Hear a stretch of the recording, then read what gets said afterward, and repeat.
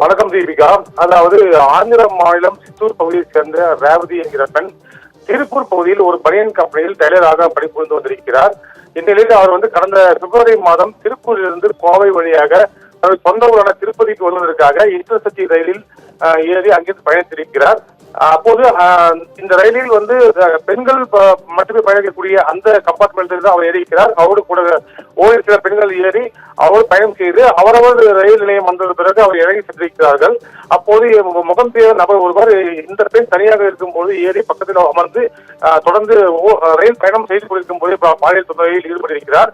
இந்த நிலையில் ஏற்கனவே டிராவல் என்கிற பெண் 4 மாதம் கர்ப்பிணியாக இருந்த நிலையில் இந்த மர்ம நபரினுடைய பாலியல் சீரலுக்கு அச்சுறுத்தலுக்கு பயந்து ஓடிய அந்த ரேவதி அதே கம்பார்ட்மெண்ட் இருக்கின்ற கழிவறை பகுதிக்கு சென்ற போது கட்டி கூச்சலிட்டுள்ளார். இதனால் ஆத்திரமடைந்த அந்த நபர் வேறு வழியின்றி இந்த பெண்ணிடம் தப்பிப்பதற்காக கூச்சலிட்டின் காரணமாக அந்த பெண்ணை அந்த ரயில் பெட்டியிலிருந்து கீழே தள்ளி வன்முறையில் ஈடுபட்டுள்ளார். அதன் காரணமாக ரேவதி கை, கால் மற்றும் தலையில் பலத்த காயம் ஏற்பட்டு இது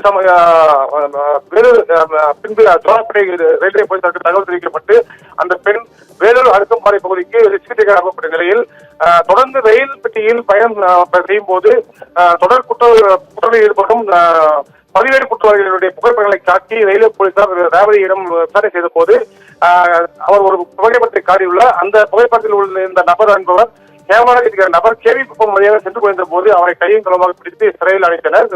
வேலூர் பகுதி சிறையில் அடைத்தனர். 8 பிரிவுகளின் கீழ் வளர்ப்பு சிறையில் அடைத்தனர். இவர் கேவி குப்பம் பகுதி சேர்ந்தவர். தற்போது இந்த சூழ்நிலையில திருப்பத்தூர் நீதிமன்றத்தில் இந்த வழக்கானது தொடர்ந்து நடைபெற்று வந்தது. இன்று நடைபெற்ற இந்த வழக்கு விசாரணையில் நீதிமன்ற விவாதத்தில் கேவி குப்பம் பகுதியைச் சேர்ந்த இந்த பதிவேடு குற்றவாளியான ஹேமாக் என்பவர் குற்றவாளி என்பது நிரூபிக்கப்பட்டுள்ளது. அவருக்கு தண்டனையும் உறுதி செய்யப்பட்டுள்ளது. திங்கட்கிழமை அன்று அவருக்கு 2 ஆண்டுகள் முதல் சாகும் வரை சிறையில் அடைக்கக்கூடிய அந்த தண்டனையாவது வழங்கப்படலாம் என்று எதிர்பார்க்கப்படுகிறது. இந்த அதாவது ஓடும் ரயிலில் ஒரு கர்ப்பிணி பெண்ணை கீழே தள்ளி குற்றத்தில் ஈடுபட்ட நபருக்கான அந்த தண்டனை உறுதி செய்யப்பட்ட நிலையில் இந்த சம்பவம் பெரும் பரபரப்பை ஏற்படுத்தியுள்ளது. தீபிகா.